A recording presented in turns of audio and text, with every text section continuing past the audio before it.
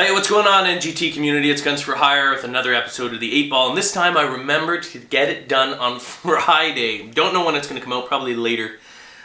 So for those of you that missed it, I apologize for getting out late. I'm a little bit sick in the head, yes, but actually I have a cold. So a reminder in the beginning here, just so that people don't miss this, in order to post a comment on this video, you must, I repeat, you must be a friend of NGT. After all, these videos are really for me to respond to our community. And it's a good way for me to sort of filter out the trolls. And believe me, every single video, you don't likely see the comments because I'm there filtering them. But that's why it's only friends of NGT can actually put a comment on these videos. All the other ones are either approved or removed. And if they're trolling or sub for sub comments, remove, they're all gone. It's not the point of these videos. So remember, go on our main channel, hit send friend request, give us like an hour or so that we can, you know, respond and approve it. Because if you do, I do go through, like even after, it's just, generally it's a lot easier. It makes things go a lot faster if you're already a friend of NGT. If you're not, then, you know, I do go through them all, and if they're, you know, just questions or comments, and I'll just approve them, that's fine. But just for future, it's easier if you do that, and that way I don't have to keep, you know, approving or denying things. Anyway, so this is Ask the 8-Ball, where you guys do ask me questions, and I try and answer them. Well, not try, I will answer them absolutely 100% honestly, never will lie, and that's it. So you post your questions. Remember, if you see a question that you want answered as well, simply thumbs it up. Don't repeat it, because honestly I scroll through, like there's thousands of comments. I scroll through them all. I look for the ones that say 200 thumbs up or whatever, and those are the ones that I will answer. So we're going to start off. The first question is, do you think it would be really good if Infinity Ward partnered with Treyarch? No. There are two reasons for this. Well, probably a number of reasons. Sorry, I got the cold. A couple of reasons. Number one, Infinity Ward is not Infinity Ward that you know it. And I've said this a lot of times, but it's true. Most of the key component or key players of Infinity Ward that created Modern Warfare 2, created Call of Duty 4, and were, you know, likely back in the beginning of Call of Duty, because Infinity Ward was the one that first started Call of Duty. And they did, I believe, 1 and 2, and then Treyarch did 3, and so forth and so forth. Anyway, so they're not the Infinity Ward. They're just, it's, the name is still there. So it's irrelevant. Infinity Ward can just disappear off the map and it would be irrelevant in the overall scheme of things. It just wouldn't have any effect on it whatsoever. In terms of Treyarch forming with them, here's the bottom line. And I know a lot of you think that I absolutely hate Treyarch. And I don't. I don't like what they did with Black Ops. I love the components of it. I loved World at War. I really did. It's one of my favorite games still. I mean, if I could play it without having all the hackers in there, I honestly would still play it. Such is not the case, so I can't. But Treyarch came up with really good concepts, which is what got me really excited in the sort of pre-release of Black Ops. You know, when I did all the IRL saying, oh, it's going to be amazing, and they're doing this and doing that. Those concepts are fabulous. They had a lot of good ideas to bring balance and order to Call of Duty. The concepts were great, but the application, the way that they actually presented them, was a fail. It turned out, I don't know, maybe it was too balanced. Maybe the balance there created it less exciting game. I don't know. It was too much. But anyway, you know, besides the porting, even on the Xbox, because I play Black Ops on the Xbox as well, and the feelings are the same. It has nothing to do with the fact that, you know, PS3, Wii, and PC launch was garbage. It's the fact that the game itself, there's just something about the game that just, you know, I don't like the lag compensation software that they use. And if you don't know what I'm talking about, every game developer, when there's multiplayer, there's a built-in code, a compensation software, that basically when the host is selected, what it does is it says, okay, here's the host, here's their signal, and here's the differences for all the other pings. So it looks, you know, when you see all the varying pings and stuff like that, what happens is this software that is created by each company, Treyarch creates their own, Infinity Ward creates their own, even if they're sharing sort of the core sort of software, they tweak it. They always change it because they think they can do better. And I'll tell you right now, Treyarch software is atrocious. It is one of the worst lag compensations. And I always say this in a game, and I mentioned this before, when you're shooting someone, all of a sudden you see someone shooting at you and you duck behind a wall, a steel wall, a concrete wall, a wall that no bullet on the face of this planet could ever penetrate, and then you die and you're like, what? What the hell just happened? I call that getting Treyarched. And then when you watch the replay, you'll see that you're still standing there while this guy's pounding you full of friggin' bullets. But meanwhile, you get on the other side and boom, it's like one bullet and you die.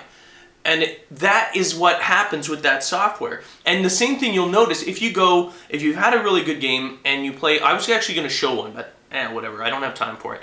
I went into a game because I had a really good game on, what is it? Was it Domination? It was Domination or Deathmatch. Like 38-1. But as I was watching it, I couldn't even use it. I couldn't use 38-1. And it was all sniping. I was just sniping. So I was like, yeah, that's really good. But the shots were so ridiculously out of sync with reality when you're shooting. Like, you should see these. I honestly should have saved it.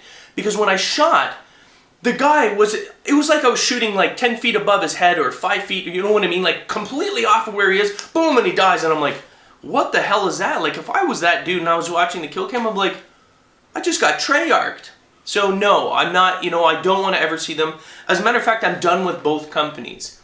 I would like something fresh. I still like Call of Duty, and I know a lot of you are kind of going away from it, but the Call of Duty franchise is good. The gameplay is good at its core, but people are stretching it in wrong directions. They're experimenting with it. They've got to experiment with it.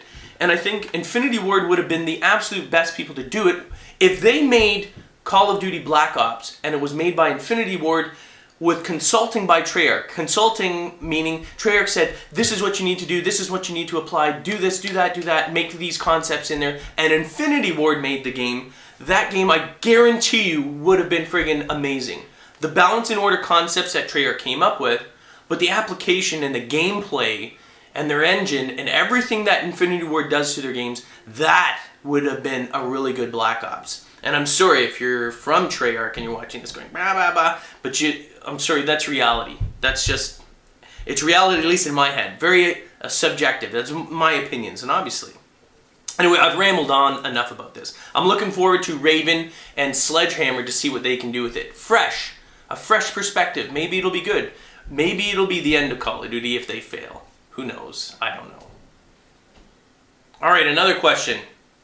What happened to the Agency? And for those of you that don't know, the Agency was a handgun-only clan that we created. I know, I keep on looking there. I'll try and look just at the camera. It was a handgun-only clan that we created. Something fun. It was actually during Modern Warfare 2 when I kind of got a little bit, not bored, but I was like, you know what, I want something fresh, something new, because everything has already been done by everyone else. So I created a handgun only. I see these, Team Optic where they snipe only, which they don't do anymore, which is kind of odd. I don't know why they're going away from it. Maybe they got bored. But anyway, handguns only, and it was a lot of fun. And I had a very fast trigger finger, so for me it was easy. I usually used M90 Kimbos, and I would just spray like crazy, but very effective. And I started it. I'm going to actually answer this as well, because it was actually, there's another question I was going to answer later on about the Machinima trailer that we put out with the Agency. The Agency is not gone, but the Agency is sort of something especially in Black Ops, not easy to do. The pistols in there, I can fire the ASPs blazingly fast. The dual CZs, or CZs if you're in America, a little bit of difference there.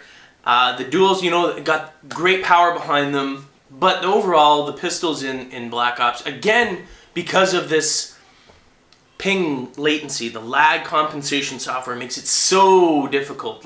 So difficult to do it. That's part of the challenge. But my idea was, and that's where that actually Machinima trailer stemmed from, was like, you know what? There's no way that we can do Agency in here. Yes, I've done a couple of videos with it, but it's so much time to actually get a half-decent game with Agency style that I decided to make the Machinima, and it's still in the works. But you gotta understand, before I put that very first video out of Machinima, there's a lot going on there. That is a huge, huge project. Huge project. You're talking like maybe 6-7 minutes of a video that has taken hours and hours and hours of game footage so that I can get the right angles and everything like that to go in there. Special effects, voice acting, stuff like that. So this is not a small thing. It is coming, and likely we're hoping that it will coincide more or less with the launch of our new website. And I'm not promoting it. You don't want to go there, don't go there. But you should. I'm just kidding, whatever. But we're gonna coincide that. We want to bring these new things when we launch the new website, because for us it's like a breath of fresh air. It's like taking NGT to the next step, and that's really what we want to do. So we decided that we should launch the very first machinima when we launch the trailer. And I don't know for sure if we're going to do this, but we may make it exclusive on the website. Again, we want you, the NGT community, to be part of our community on the website, because that's really where our home is. And I always say that, but it's true. It's where it is. And with the new concept, I'm hoping that the way it's going to look and the way it's going to function will blow all of your minds. Because right now it's not the best functioning. It's there, and we got our forums, and we communicate, and we do our things. But the next step should be like, wow, that's a kick-ass website. So anyway, that's where agency went. That's where Machinima trailer went. All right, here's a question. This is a good question too, so you don't think that I'm some sort of video game maniac, which I am, and we put a tremendous amount of work into this, like a lot of work. After all, I mean, we look at it as a business. It's our full-time business. Spider-Bite and I do this 7 days a week.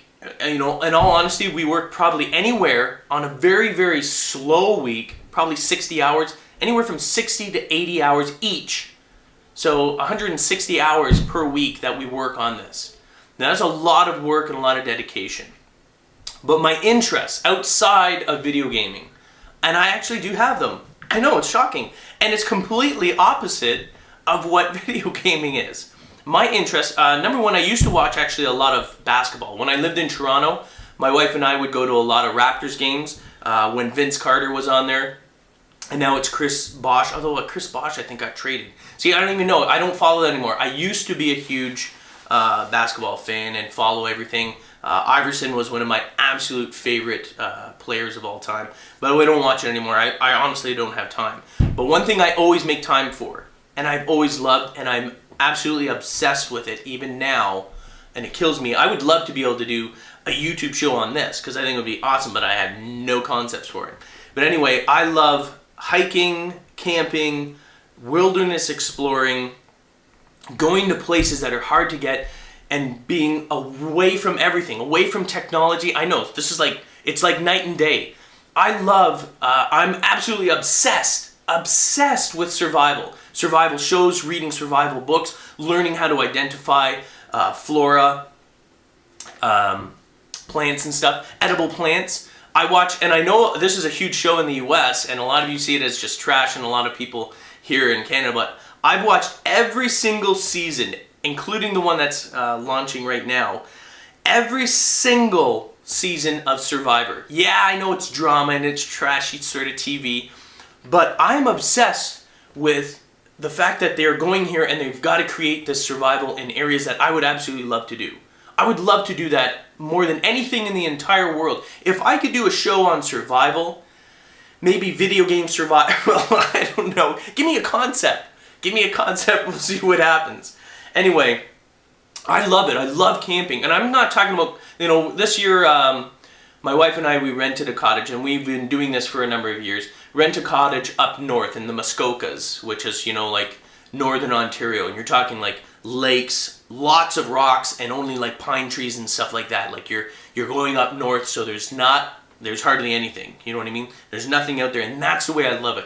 I absolutely love it when I wake up in the morning and I go down to the waterfront and hear absolutely nothing and just see mist on the water. Absolutely the best feeling. That's when I feel the best. That's when I feel I love my life.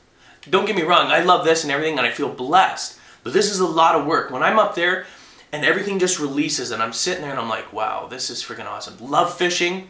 Love fishing. Never hunted. It's kind of like I'm a bit of a hypocrite with that. And I'll be the first to admit it. I'm kind of, I guess, against hunting.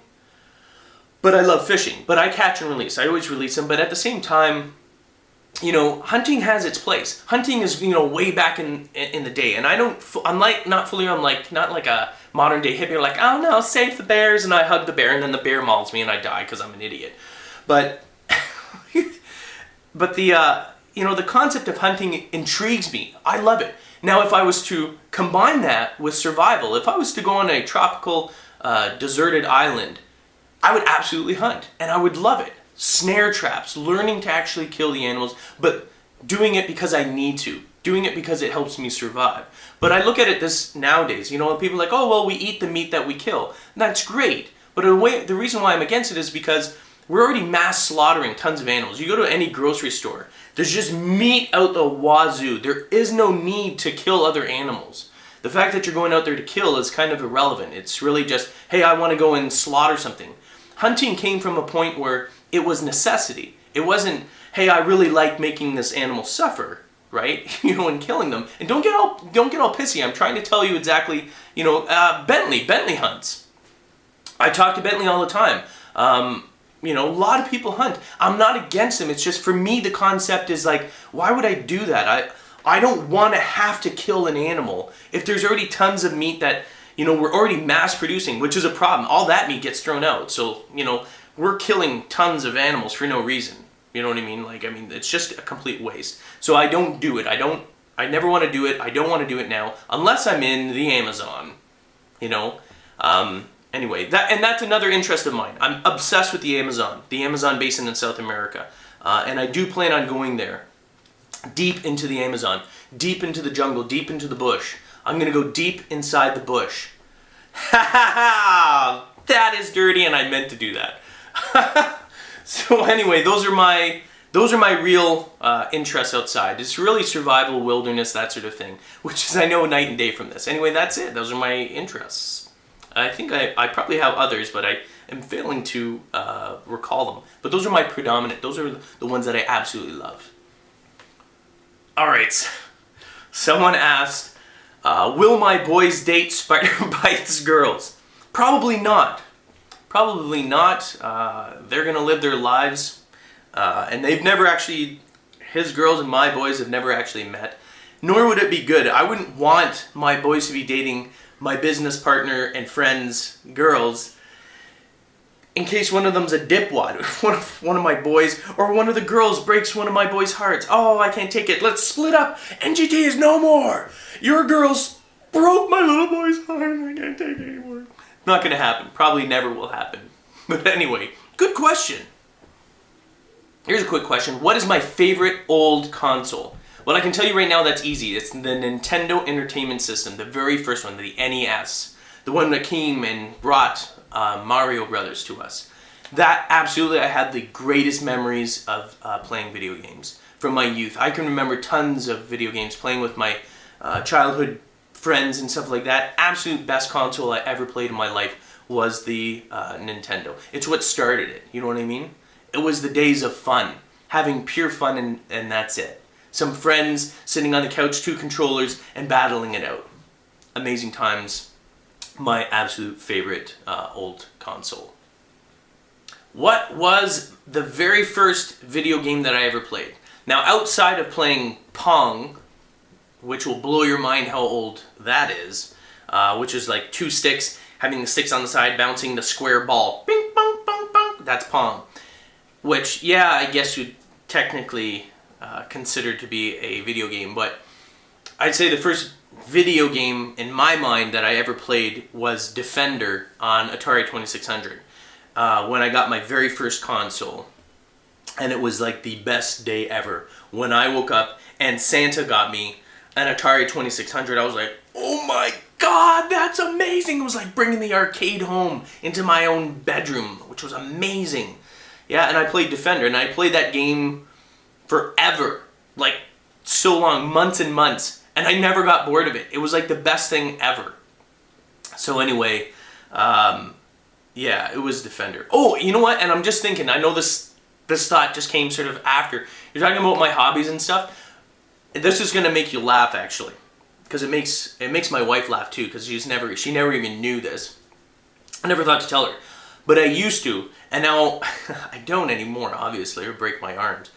But I used to really be big into skateboarding. I used to skateboard a lot. Like, and I mean, like when I was in Toronto, Mississauga area.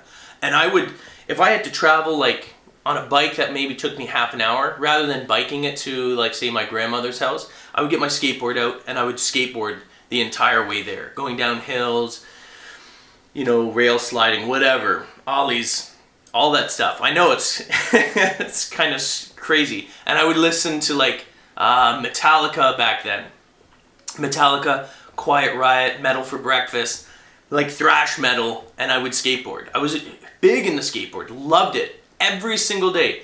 Play some video games, go outside and skateboard for like 2 to 3 hours in the apartment building that I was living in. Lots of concrete all over the place. It was pretty awesome. All my friends skateboarded. Never broke anything. But I don't know, I loved it. Anyway, that was a little tidbit there. I totally forgot about that.